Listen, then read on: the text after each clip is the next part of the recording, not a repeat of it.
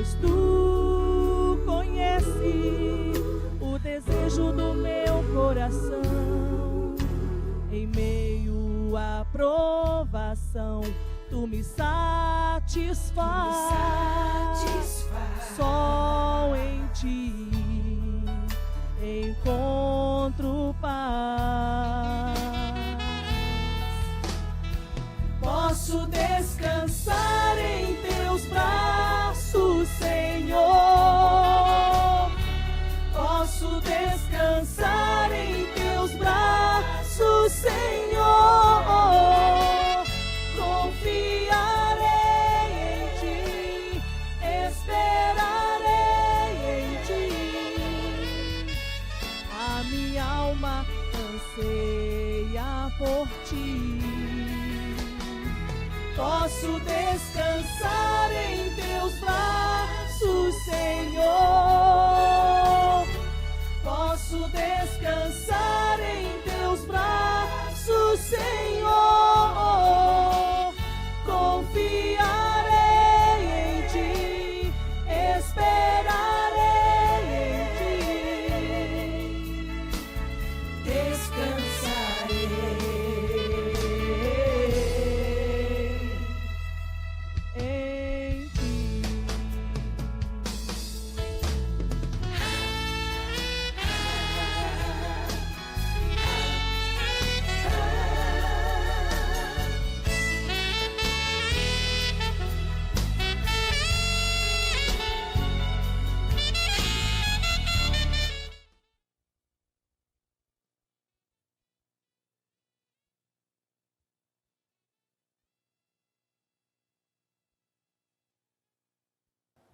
Estamos de volta com o programa Família, recebendo a visita da doutora Teca, especialista em dependência química, falando sobre o tema de hoje, que se a dependência química é uma doença, realmente, e nós estamos vendo que é uma doença.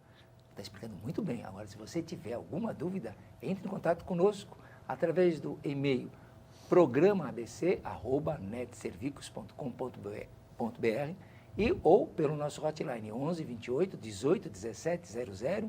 Esclareça suas dúvidas, que está muito interessante. A doutora Teca estava falando agora pouco momento atrás, sobre todas aquelas dicas que os filhos ou o dependente acaba assim deixando transparecer, e a dificuldade que a própria doença faz com que a família, como codependente, não consegue ainda perceber, apesar de muitas coisas que são tão evidentes, e o próprio dependente também não assumiu, porque faz parte desse quadro essa maturação. Primeiro se nega, depois de negar acaba diminuindo a culpa, ambos, tanto a família, fica minimizando a situação, realmente, né? Uso, eu peguei, até de repente, quando as coisas não dão para escaparem mais, aí explica a racionalização, que também não leva em lugar nenhum. E agora, e a família? Nesse momento, já não dá mais como sair da situação. Agora todo mundo aceitou, a casa caiu. É isso mesmo. E agora, o que a família faz? A família precisa de ajuda, né? Tanto quanto o paciente, no caso. Na verdade, todos estão na condição de paciente, porque todos adoecem, né? A dependência química é uma doença da família, né? É um problema de todos, né? Quando nós temos aí um membro na família que é um dependente químico, nós todos que estamos à sua volta nos tornamos codependentes e passamos aí a ter todo um funcionamento bastante doente, né? E se a família não é tratada, se a família não recebe ajuda também, infelizmente o tratamento ele é fadado ao insucesso, né? O paciente pode ser internado, pode ficar o tempo que for numa comunidade, se o tipo de internação que for, meses em tratamento, que realmente, se a família não tiver disposta a também se tratar e a fazer parte desse tratamento, nós não conseguimos chegar a lugar nenhum. Esse acaba sendo, por incrível que pareça, o nosso maior desafio, porque muitas vezes o paciente aceita ajuda, ele é tratado, ele entende, porque na verdade o objetivo do tratamento é a consciência plena e total do seu diagnóstico, das suas limitações e da forma como ele vai ter que viver dali para frente. Ele tem que compreender que ele tem uma doença como outra qualquer, como se ele fosse diabético, né? Da mesma forma que o diabético, ele tem que ter uma compreensão de que ele não pode consumir açúcar, de que se ele consumir carboidrato em excesso se transforma em açúcar, que ele precisa tomar insulina diariamente, enfim, cada caso de diabetes, uma condição X, mas ele tem que ter compreensão plena e total da sua doença. O dependente químico também. Ele precisa conhecer a sua condição, conhecer as suas limitações, saber o que ele pode, o que ele não pode, né? Isso, os grupos de ajuda mútua, eles são bastante, intensificam muito, né? Essa questão dos evites, lugares, pessoas, hábitos de uso de ativa, né? Como é utilizado o termo mais falado. E a família também precisa de ajuda, porque muitas vezes o paciente ele entendeu tudo isso, ele se dispõe ao tratamento, mas a família não. Então, infelizmente, quando a gente chega nesse ponto, nós temos uma pessoa que está em tratamento e que, se a família não aceitou também o tratamento, aí o nosso trabalho é muito triste, porque nós temos que preparar essa pessoa a se afastar da família, porque a família passa a ser um local de risco para uma possível recaída, né? Onde a família não consegue ter a compreensão, por exemplo, de que nós temos pacientes internados, por exemplo, lá no nossa comunidade terapêutica. Aí vão para uma ressocialização num fim de semana, no X mês de tratamento. E aí os pais fazem um churrasco regado a muita cerveja, muita caipirinha. Fica bastante difícil, né? E a família chega para a gente com esse discurso, né? O problema é dele, ele não pode beber, né? Nós não temos esse problema. E aí fica bastante difícil, porque como que uma pessoa, né? O lar dela, a família tem que ser o seu porto seguro. Não dá, ela já passa uma série de situações de privações a todo momento na sociedade, no dia a dia. Quando ela chega em casa, que ela passou por toda uma dinâmica de dia difícil, abrir a geladeira da sua própria casa e encontrar um monte de latinha geladinha, fica bem difícil do paciente conseguir ter o controle quando não existe a colaboração da família. Aí nós tentamos explicar, né, que se seu filho fosse diabético, você teria uma geladeira lotada de doces, de bolos, de mousses, né? Seria muita maldade fazer isso com o filho diabético. Aí parece que existe uma compreensão um pouco maior quando a gente pega uma doença com um pouco mais clínica, né, com sintomas mais conhecidos, vamos dizer assim. Como doença. Entendida como doença, e a família começa a ter um pouco mais de colaboração.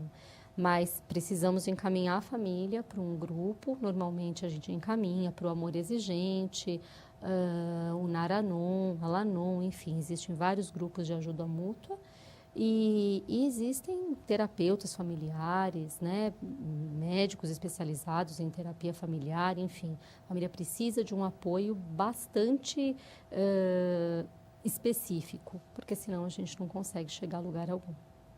Maravilha, também concordo com você. Sem a família torna-se muito difícil.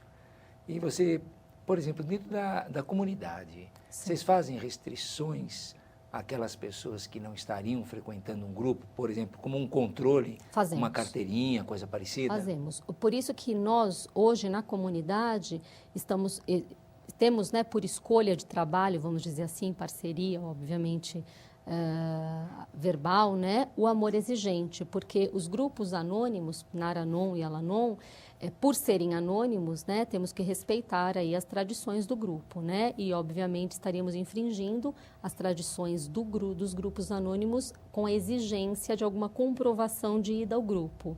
O grupo de Amor Exigente, ele não é um grupo anônimo, então não há problema nenhum deles darem o comprovante, né, de controle da ida da família às reuniões.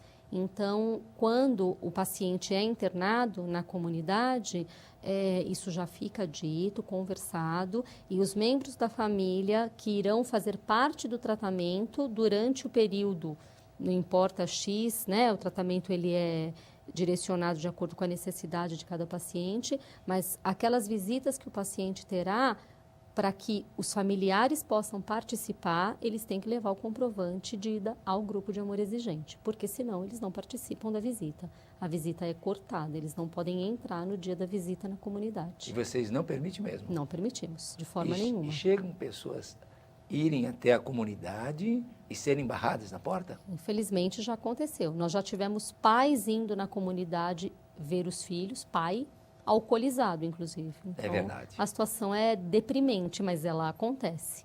Então, infelizmente, nós temos que ter esse controle, porque a família até vai para poder ir na visita, mas a gente percebe no pós-tratamento, quando o paciente ele já terminou o tratamento e nós estamos ainda acompanhando por um período, normalmente a família abandona o tratamento após a saída do paciente da comunidade, porque aí ela já não precisa mais dessa comprovação, né? Ela não tem necessidade. Então, ela também, você percebe que não são todos, claro, obviamente, existem muitos pais, muitas mães engajados aí nos grupos de amor exigente, hoje ajudando muitas pessoas. Nós temos pais que, infelizmente, perderam os seus filhos, né, para a morte, enfim, os filhos retornaram para o uso, mas mesmo assim esses pais eles continuam ali assíduos no grupo, se ajudando e ajudando a outros pais que chegam ao grupo completamente destruídos, né? Então isso, graças a Deus, é bem legal quando isso acontece, a gente fica muito feliz, mas infelizmente isso é uma porcentagem bem pequena, Bem né? pequena. Bem pequena. Dentro, assim, da comunidade, vocês teriam a reunião separada para os pais? Então, não temos dentro da comunidade pela distância, né? Nós estamos localizados a 200 e poucos quilômetros de São Paulo, então praticamente 2h20 aí de viagem. Fica muito difícil e nós temos, a comunidade tem uma característica de termos pacientes de diversos estados. Então, hoje nós estamos lá com pacientes de Manaus, do Mato Grosso, do Rio de Janeiro. Fica muito difícil dessas famílias virem à comunidade para um tratamento. Já pensamos, né, em programas de tratamento dentro da comunidade para a família, mas fica inviável conseguirmos juntar todas essas famílias para tratamento, porque são de estados diferentes. Então, contamos com o apoio mesmo do Amor Exigente, que nós temos aí no Brasil inteiro. Estamos sempre em contato com os coordenadores desses estados. Então, a nossa rede de apoio acaba sendo o grupo de Amor Exigente. Sem dúvida, e é super eficiente. Exatamente. E a participação das famílias, assim, qual é o percentual para visita aos filhos? Olha, eu acho que é grande, né? A participação da família, eu acho que nós temos, né, como sempre, né, 70%, 80% de mães, né? As mães são ali, super presentes, dá para perceber, super assíduas, né? Os pais com um pouco menos de participação e irmãos quase nenhuma participação, né? Falando da família, quando vocês fazem essa entrevista e cobram o codependente a fazer um tratamento, se limita o número, se pega o nome das pessoas que vão dar apoio ao paciente? Isso. Na verdade, não é assim aberto? Não. Nós permitimos, no